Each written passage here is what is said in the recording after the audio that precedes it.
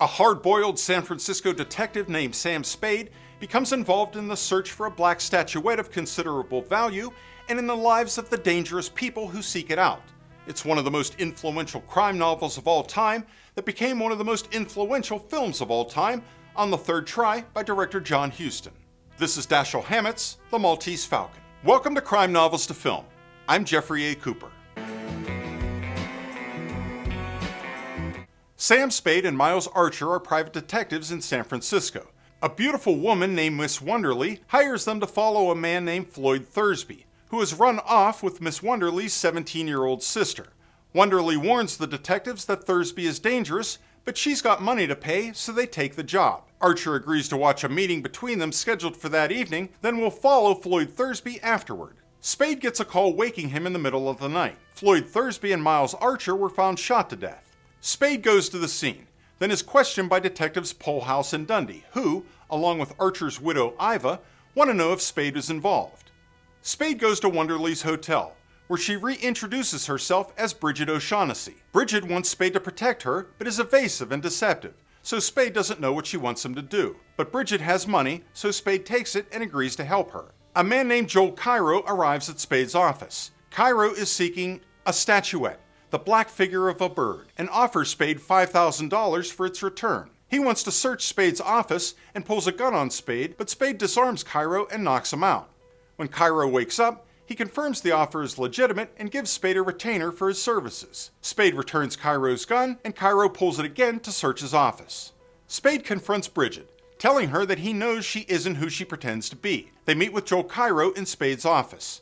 Cairo tells Spade that he and Bridget have been in pursuit of the Falcon for some time. When Spade presses Bridget, she tells him that she was hired to find the Falcon, then given more money to retrieve it from an exiled Russian general named Khemedov in Constantinople. Bridget tells Spade that Cairo and Floyd Thursby had each planned to betray each other and her for the Falcon, which is why she came to Spade for help. Spade asks Effie to hide Bridget at her place for a few days, and Effie agrees. Spade takes Bridget's key and searches her apartment, then confronts a dangerous young gunman who's been following him around town named Wilmer Cook. Spade meets Wilmer's employer, a man named Caspar Gutman, nicknamed the Fat Man for his nearly 300-pound frame. Neither one tells the other what they know.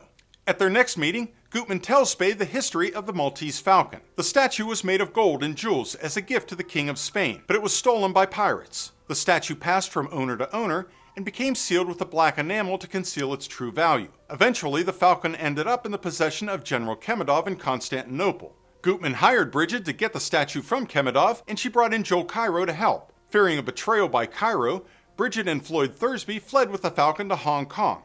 During the conversation, Spade is drugged by Gutman and passes out on the floor.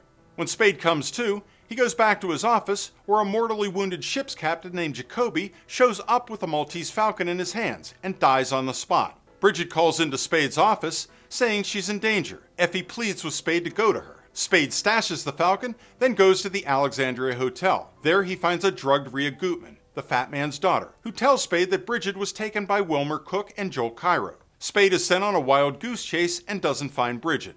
When he returns, Bridget is waiting for him. They go upstairs, where Wilmer, Joel Cairo, and Caspar Gutman lie in wait for them with guns drawn. Gutman offers Spade $10,000 for the Falcon, but Spade insists that the police need to arrest someone for the murders of Miles Archer, Floyd Thursby, and the ship captain Jacoby. After Spade suggests that Gutman give up Wilmer for the murders, Spade and Wilmer fight. Spade knocks Wilmer out, and Gutman agrees to give him to the police, albeit with much regret. Spade has Effie retrieve the Falcon, and when she does, Gutman discovers that this Falcon is a fake. In the excitement, Wilmer escapes. Still determined, Gutman decides to travel to Constantinople to find the real Falcon, and Cairo agrees to go with him. Spade calls the police, tells them about Wilmer and the evidence he has, and waits for them to arrive. While Spade and Bridget wait, Spade leans on Bridget to confess her true role in this. Bridget admits that she lied and double-crossed Spade. Archer was shot with Thursby's gun, but by Bridget and not Thursby. Bridget says she loves Spade, who confesses that, while he might have feelings for her, tells her, "I won't play the sap for you." He's going to turn her in, but he'll wait for her. In his classic unsentimental way, Spade tells her, "If they hang you, I'll always remember you." Police detectives Polehouse and Dundee arrive, and Spade turns Bridget over to them, along with the evidence he has, before the detectives reveal that Wilmer has just shot Gutman dead. The Maltese Falcon had a huge impact on the genre of detective fiction, shifting the idea of a conventional hero away from an upper-middle-class gentleman like Sherlock Holmes, a hero with impeccable morals who had respect for the law, and making that hero into a working-class tough guy, someone with their own code of ethics, with a morally casual attitude and questionable motivations. In other words, a hero like Sam Spade. The narration in the story is descriptive for the most part and doesn't really get into any of the characters' thoughts or motivations behind their actions. The story plays out by what you hear people say and by what these people do, which Hammett uses to create his unique, distinctive characters. Sam Spade is unsympathetic, cold, even to those people close to him, which there aren't many. He's very observant, as any good detective should be. Bridget O'Shaughnessy is deceptive, devious, cunning, and very manipulative. But like Spade, you're undeniably drawn to her. Joe Cairo is relentless, desperate, and focused. The fat man, Casper Gutman, is cold, unsentimental, and refuses to lose. Wilmer Cook is a weak young man who lacks confidence and overcompensates for his shortcomings. They're all strong characters, archetypes, that we've all seen 1,000 times since then, but probably not as good as this.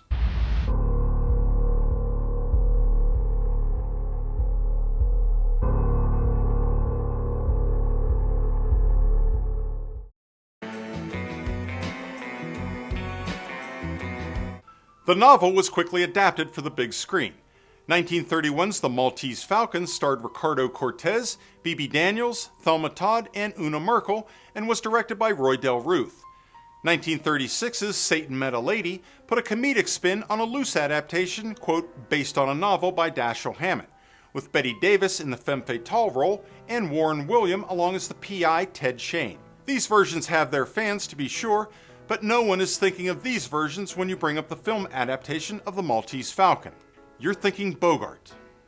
Warner Brothers was originally going to title the 1941 version of Hammett's novel The Gent from Frisco, so as not to confuse it with their 1931 version, but the studio kept the book's title at director John Huston's insistence. Dashiell Hammett considered this version to be the closest version to the novel. The film was praised for its expert direction, skillfully constructed suspense, a smart, thrilling script, and its iconic cast, accolades that are still as valid today as they were 80 years ago. The film premiered in New York City on October 3, 1941.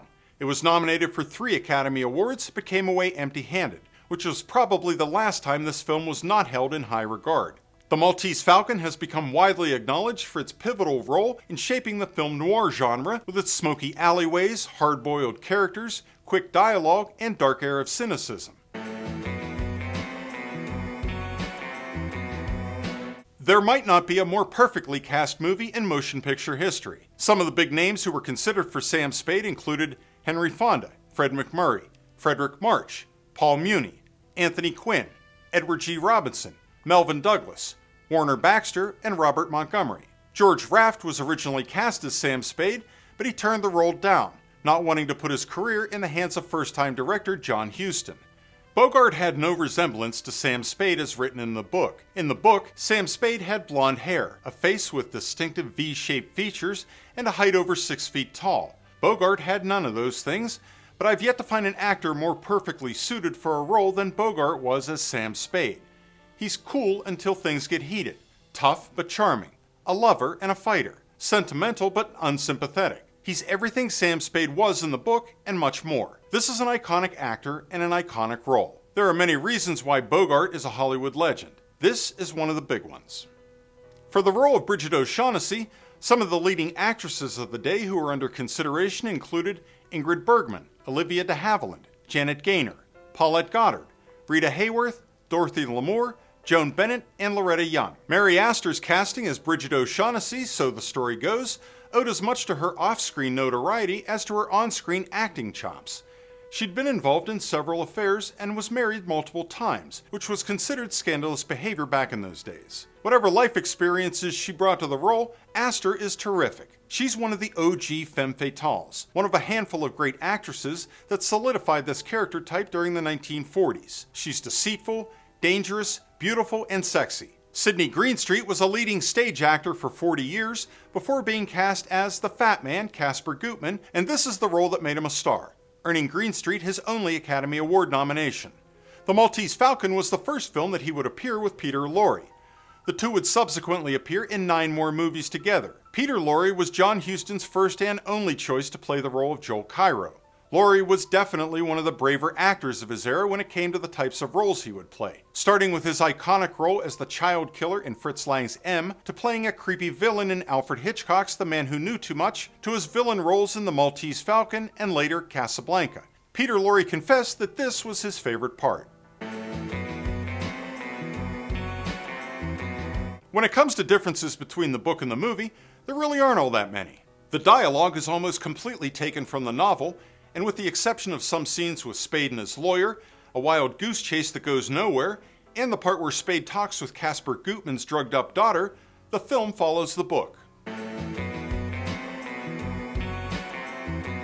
So if that's the case, if the film follows the novel as close as this one did, which one did it better? I'm going with the 1941 film version for the simple fact that when I think of this story, John Huston's film is what I think about first.